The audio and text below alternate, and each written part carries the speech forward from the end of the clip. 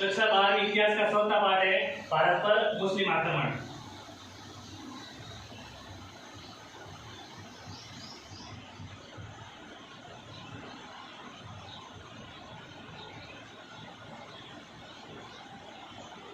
सर्वप्रथम भारत पर पहला जो मुस्लिम आक्रमण है कब हुआ था? तो मान लो एक प्रकार से ये भारत का मैप है, तो जितने भी आक्रमण हुए थे पश्चिमी क्षेत्र से हुए थे। यहाँ पे एक सागर है जिसका नाम है अरब सागर। ये सभी पश्चिमी हिस्सा है। भारत पर मुस्लिम आक्रमण को समझने से पहले इस हल्के से मैप को समझना है कि अरब सागर है, यहाँ पे भारत और पाकिस्तान के दोनों के बीच का एक संयुक्त तट है जिसका नाम है माकन तट। और यहाँ पे भारत का प्रदेश पड़ता था जिसे बोलते हैं सिंध प्रदेश।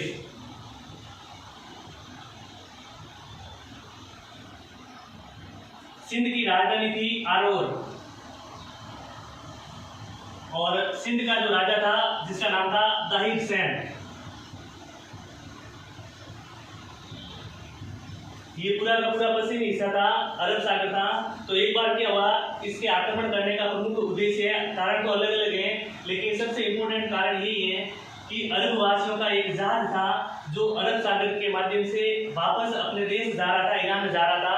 तब सिंध के जो लुटेरे थे, सिंध के जो डाकू थे, उन डाकुओं ने ईरान का जो जहाज था वो अरब सागर होते हुए उनको लूट लिया था। जब जहाज लूटने की खबर है, वह ईरान के एक सूबेदार, ईरान का जो नवाब था जिसका नाम था अल हिजाज। ईरान है, यहाँ का जो नवाब था सूबेदार जिसका नाम था अल हिजाज। अल हिजाज को जब पता चला कि दाहिर सैन है, उनके साम्राज्य में सिंध के इलाके में उनका जो व्यापार से भरा हुआ एक जहाज था उनको लूट लिया था, तब दाहिर सैन को अल हिजाज ने कहा था कि आप उन लुटेरों का पता करो और मुझे बताओ कि उन्होंने किस कारण से इस जहाज को लूटा था। तब दाहिर सैन ने कह दिया अल हिजाज से, इसमें हमारा कोई मैटर नहीं है, तुम जानो और तुम्हारा काम जाने। तब अल हिजाज ने अपने अरब से एक व्यक्ति जिसका नाम था मोहम्मद बिन कासिम,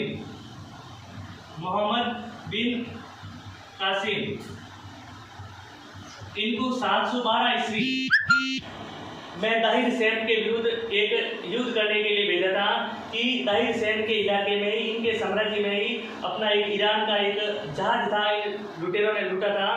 तब मीर कासिम के नेतृत्व में दाहिर सैन है, इनके विरुद्ध एक विशाल सेना भेजी थी।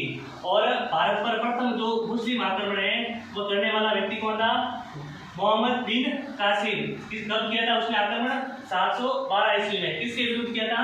दाहिर सैन के विरुद्ध। दाहिर सैन के विरुद्ध उसने आक्रमण क्यों किया था? जब ईरानियों का एक जहाज था अरब सागर होते हुए वापस जा रहा था, ईरान जाता, तब सिंध प्रदेश के कुछ लुटेरों ने उस जहाज को लूट लिया था। यही कारण है कि अल हिजाज ने मोहम्मद बिन कासिम के नेतृत्व में दाहिर सैन के विरुद्ध एक विशाल सेना भेजी थी। इनके अलावा कारण ये था, जब पैगंबर था ईसा मसीह, उनकी मृत्यु हो गई थी, तो इनका जो धर्म है, इनका जो वो भी अपने एक प्रकार से क्या था कि अपना साम्राज्य विस्तार करने की नीति पर आधारित हो गया था। तो इनके अलावा और भी कारण बनते थे, धन लूटना। दूसरा सबसे मोस्ट इंपोर्टेंट कारण है कि ईसाई धर्म का प्रसार करना, यानी इस्लाम धर्म का प्रसार करना।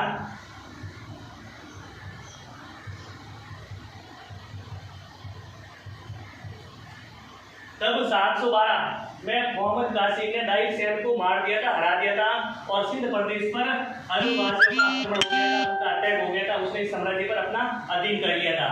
सिंध प्रदेश के पास ही एक और जगह थी जिसका नाम था मुल्तान। मुल्तान का नाम सर्वप्रथम दाहिर मोहम्मद बिन कासिम ने सेंस करके इसका नाम रख दिया था गोल्डन सिटी। सवाल ये भी आता है कि मुल्तान का नाम सेंस करके क्या रखा था? Golden city. किसने रखा था? मोहम्मद बिन कासिम ने। जब मोहम्मद बिन कासिम ने सिंध पर आक्रमण किया था, सिंध की राजधानी थी जिसका नाम था आरोर। जब दाहिर सैन मारा गया था तो दाहिर सैन की एक पत्नी थी रमाबाई, उसने जोर कर दिया था। सर्वप्रथम पहला जोर है वह दाहिर सैन की रानी ने किया था। जोर का मतलब होता है कि युद्ध में जब राजा है या वो वीर गति को प्राप्त हो जाता है। जब उनकी खबर उनकी पत्नी को मिलती है तो वो आग में जलकर या पानी में कूद के अपनी आत्महत्या कर लेती है। उसे बोलते हैं जोर। सर्वप्रथम पहला जोर है वह ताहिर सेन की पत्नी ने किया था। और ताहिर सेन की दो पुत्रियां थी, जिसका नाम था सूर्या देवी और दूसरी का नाम था परमार। ये ताहिर सेन की दो जिंदी पुत्रियां थी। अब इनके आगे जब मोहम्मद बिन कासिम ने भारत पर आक्रमण कर लिया था, भारत पर अपना अधीन कर लिया था, तो इसने सर्वप्रथम एक कर लगाया था जिसका नाम था जजिया कर। जजिया कर सर्वप्रथम किसने लगाया था? मोहम्मद बिन कासिम ने लगाया था। और जजिया कर क्यों लगाया था? इस्लाम धर्म का प्रसार करने के लिए।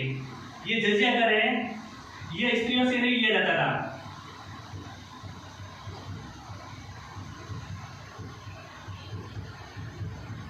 बच्चों से नहीं लिया जाता था।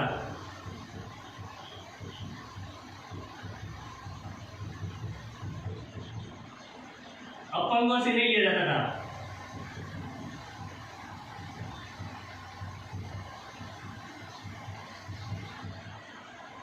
और मुसलमानों से नहीं लिया जाता था।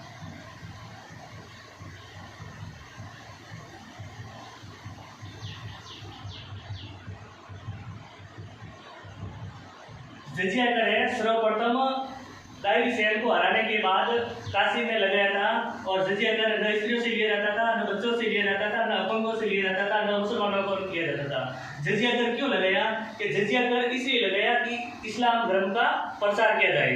अगर जो व्यक्ति जजिया कर नहीं देता था उनको जबरदस्ती किसी भी प्रकार से इस्लाम कबूल करवाया जाता था, अपना धर्म परिवर्तन करने के लिए बाध्य किया जाता था। अब यह कि जजिया कर है क्या? ये जजिया कर वो है कि जो व्यक्ति 17 वर्ष से ऊपर है, जो व्यक्ति 17 वर्ष से ऊपर है और शरीर में हट्टा कट्टा है, और जो साम्राज्य की जो राज्य की जो सेना है उस सेना में अपनी जो भागीदारी नहीं निभाता है, उनसे लिया जाने वाला जो कर था जिसका नाम था जजिया कर। जब मोहम्मद बिन कासिम भारत आया था तब इनकी उम्र कितनी थी? 17 वर्ष इनकी उम्र थी। इनकी उम्र 17 वर्ष की थी और 712 में आया था। और प्रथम इस मुस्लिम आक्रमण को हम अरबी आक्रमण के रूप में भी जाना जाता था, क्योंकि ये अरब जाति के थे, अरब के थे। फिर इनके बाद में एक टॉपिक आएगा जिसका नाम था दिल्ली सल्तनत। दिल्ली सल्तनत का जो वंश था सौदा, जिसका नाम था तुगलक वंश। तुगलक वंश का एक राजा था जिसका नाम था फिरोज शाह तुगलक। फिरोज शाह तुगलक। इनके अलावा ये कर ब्राह्मणों से भी नहीं लिया जाता था।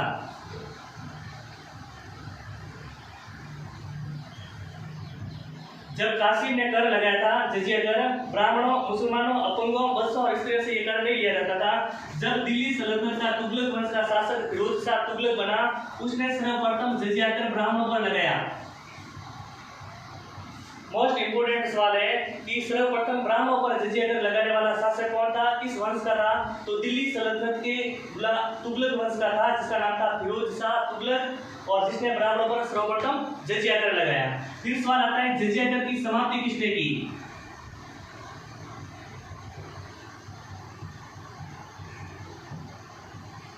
मुगल साम्राज्य का जो शासक था अकबर, अकबर ने जजिया कर को समाप्त कर लिया था। इन्हीं से वो नहीं लिया जाता था जजिया कर। और इनके बाद में कुछ मुगलों के शासक और भी आए जिन्होंने जजिया कर को पुनः लागू किया था। आपको ध्यान ये रखना है, सर्वप्रथम जजिया कर लागू करने वाला शासक था मोहम्मद बिन कासिम। मोहम्मद बिन कासिम ने इन 5 जनों से जजिया कर नहीं लेता था। जजिया कर का मतलब है जो शरीर में हट्टे कट्टे हैं और राज्य सेवा में या साम्राज्य की सेवा में भी भागीदारी नहीं निभा रहे हैं, उनसे लिया जाता था। और इनका प्रमुख उद्देश्य था कि अपना इस्लाम धर्म का प्रसार करना।